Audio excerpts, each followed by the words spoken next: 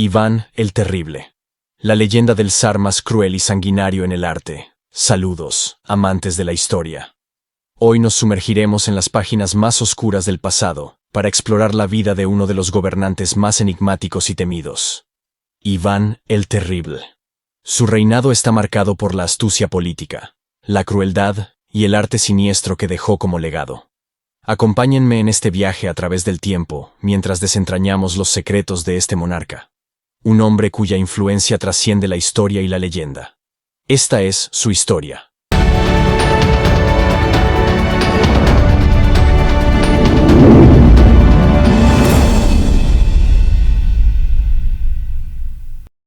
El retrato más famoso de Iván el Terrible muestra a una persona adulta, no demasiado mayor, pero de rostro envejecido y piel ajada. Luce una barba larga y afilada, y su mirada, cuyas ojeras acentúan un rostro demacrado, es una mezcla de frialdad e insensibilidad y de paranoia que roza la demencia. La pintura representa el epítome de la crueldad. El problema es que fue realizada 300 años después de la muerte de Iván IV. Y no está basada en una descripción física del personaje, sino en la visión del primer zar de Rusia como un déspota cruel y sanguinario, un paranoico que no dudó en asesinar a cuantos se opusieron a sus pretensiones. La biografía de Iván el Terrible, que el arte se ha encargado de perpetuar, es una sucesión de episodios sanguinarios y decisiones arbitrarias que no siempre reflejan con fidelidad la realidad histórica. César de Oriente. El 16 de enero de 1547, un joven Iván era coronado por el metropolita de Moscú, arzobispo metropolitano, Macario, zar de Rusia, el primero en ser coronado con este título. El epíteto, que ya había sido usado por su abuelo Iván III en alguna ocasión, proviene de la adaptación de César y mostraba la vocación imperial de los soberanos moscovitas. La ceremonia de coronación se llevó a cabo en la Catedral de la Dormición del Kremlin, y en ella Macario, sentado en el trono, coronaría a Iván IV como zar, arrodillado frente a él, imagen de sumisión del poder temporal al poder religioso. Este grabado del siglo XIX refleja el momento con una estética occidental. El verdadero rostro del zar. Los retratos del zar contienen, en su inmensa mayoría, altas dosis de imaginación del autor por estar realizados casi todos tras su muerte. Un diplomático extranjero que lo conoció describía así a Iván IV. Es muy alto. Su cuerpo está lleno de fuerza y bastante grueso. Sus grandes ojos, que constantemente corren, observan todo con atención. Su barba es rubia con un ligero tono negro, bastante larga y gruesa. La imagen del autócrata, a pesar de todo, para la posteridad ha quedado la imagen que en 1897 inmortalizó el pintor ruso Víctor Vaznetsov. El artista representa a un zar envejecido. A pesar de que Iván el Terrible murió a una edad relativamente temprana, 53 años. Un retrato psicológico en el que Iván IV se presenta como una persona severa, dura, tal como era visto en esa época, en la que se destacaba las sanguinarias conquistas que habían engrandecido el Estado ruso, hasta convertirlo de facto en un imperio, y la feroz persecución a la que había sometido a la aristocracia moscovita, para consolidar un régimen autocrático que sus sucesores mantendrían con el paso de los siglos. Terrible o temible. En vida del Iván IV, no se conoció al zar con el epíteto de terrible. Sus enemigos y rivales decían de él que era cruel y lo calificaban de tirano. Tan solo fue a partir del siglo XVIII y por influencia occidental que comenzó a aplicarse el apodo de Grozny. Aunque esta palabra tiene una doble acepción, la de terrible y también temible, que le daría un matiz menos sanguinario. Sobre estas líneas, busto de Iván el Terrible, realizado por el antropólogo forense Mikhail Gerasimov a mediados del siglo XX. Rostro cinematográfico. En la década de 1940, el cineasta soviético Sergei Eisenstein filmó una biografía cinematográfica de Iván el Terrible, que contribuyó a difundir la imagen de megalómano sanguinario del zar. Parece ser que Eisenstein tuvo problemas con Joseph Stalin, a quien desagradó el retrato del poderoso estadista, tal vez por creerse reflejado en su figura.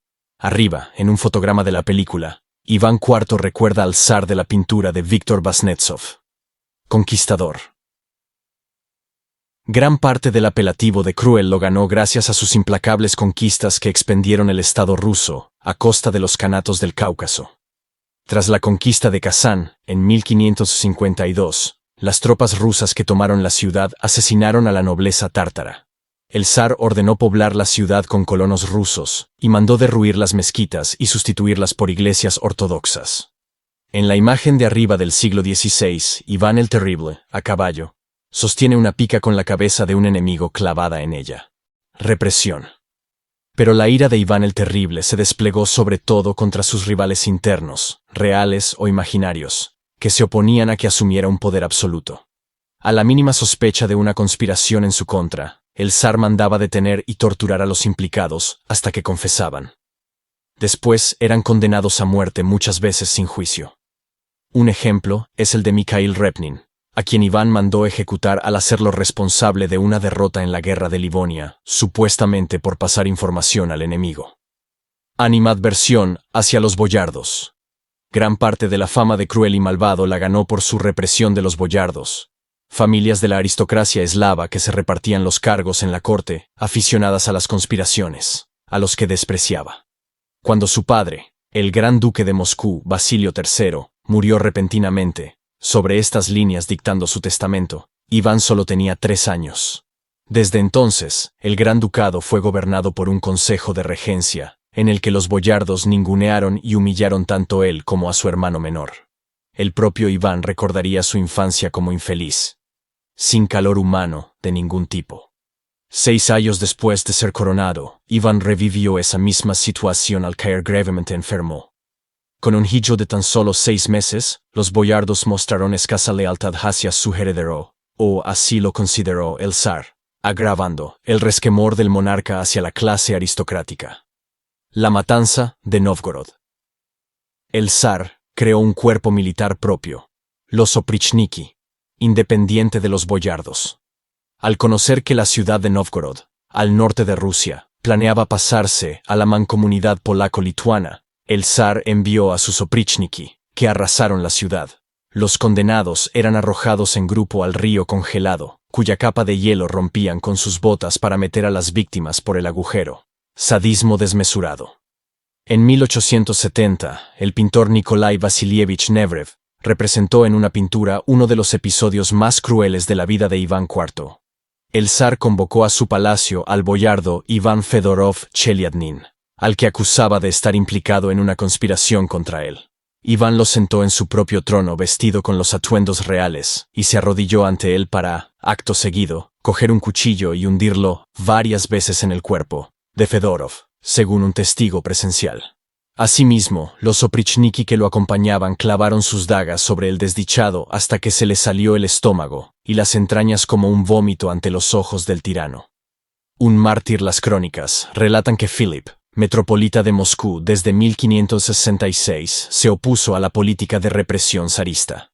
Inventada o no, Iván lo implicó en una conspiración en 1569 y lo desterró a un monasterio, donde un emisario del zar lo asfixió con una almohada. La Iglesia Ortodoxa explica que años más tarde, el cadáver del santo fue exhumado intacto e incorrupto. En el siglo XVII, el patriarca Nikon hizo canonizar a Philip y trasladó sus reliquias al Kremlin para que sirvieran de recordatorio a los zares de los crímenes que habían cometido contra la Iglesia. La pintura sobre estas líneas muestra cuando las normas de pudor exigían que llevase 3. El zar la golpeó, y cuando su hijo, Iván Ivanovich, acudió en ayuda de su esposa, Iván el Terrible, le golpeó en la cabeza con su báculo. El zarevich se desplomó y murió 2 días después, y además, su esposa perdió el hijo que esperaba. La culpa no abandonó al zar hasta su muerte. Así concluye nuestro viaje por la vida de Iván el Terrible, un líder cuya historia es tan fascinante como perturbadora. A pesar de sus logros como gobernante, la sombra de la tragedia lo persiguió hasta el final. El asesinato de su propio hijo, el heredero al trono, marcó el declive de su reinado y dejó una mancha indeleble en su legado. La vida de Iván, teñida por la crueldad y la intriga, nos recuerda la complejidad de los personajes históricos. Fue un tirano despiadado, o un estratega astuto en un tiempo tumultuoso. Cada capítulo de su vida abre nuevas puertas a la reflexión. Agradezco que hayas acompañado este recorrido histórico. Si te ha intrigado este relato, no olvides suscribirte para más exploraciones fascinantes por los vericuetos de la historia. Hasta la próxima, viajeros del tiempo.